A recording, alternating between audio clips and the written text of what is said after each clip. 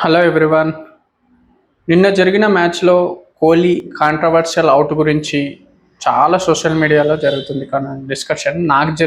నాకు అనిపించింది ఏంటంటే, కోహ్లీది హైట్ చూసుకొని ఆల్రెడీ ఎంత హైట్లో వస్తే నోబ్ ఇవ్వాలి, ఎంత హైట్లో రాకపోతే నోబ్ ఇవ్వకూడదు అన్నది ముందే డెసిషన్ ఆల్రెడీ చేసేసిండు అనమాట. అందు గురించే కోహ్లీ డైరెక్ట్ వచ్చిందాడు, దాన్ని క్యాచ్ పట్టిండాడు. ముందల కెప్టెన్ ఉన్న అడగకుండా కూడా డైరెక్ట్ థర్డ్ ఎంపైర్కి తీసుకున్నాడు. థర్డ్ ఎంపైర్ చెక్ చేసి దాన్ని అవుట్గా ప్రకటించింది ఆడు. కోహ్లీ వెళ్ళేటప్పుడు చేసే బిహేవియర్ నాకు అసలు నచ్చలేదు.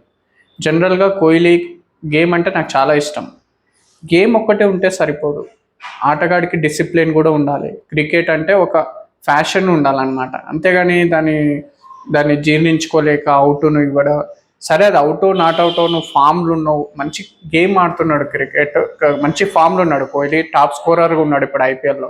బట్ ఇటువంటి బిహేవియర్ ఫ్యూచర్ జనరేషన్కి ఏం నేర్పిస్తున్నట్టు స్పోర్ట్స్లో?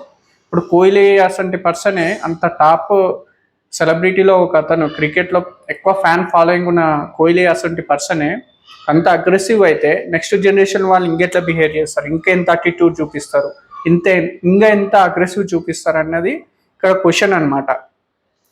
అయితే ఓకే, దాని ఇంకా నాకు అనిపించింది ఏంటంటే, కోహ్లీ ముందరికి వెళ్ళి ఆడడం వల్ల ఇంకా హైట్ ఎక్కువ అనిపించింది అన్నట్టుగా కూడా అనిపిస్తుంది. కొందరు కోహ్లీ అభిమానులేమో అది అన్ఫేర్ అని అంటున్నారు, కొందరు క్రికెట్ అభిమానులేమో అది అంతా చెక్ చేసే ఇచ్చారు కదా ఎందుకు అన్నట్టుగా కూడా అంటున్నారు అనమాట.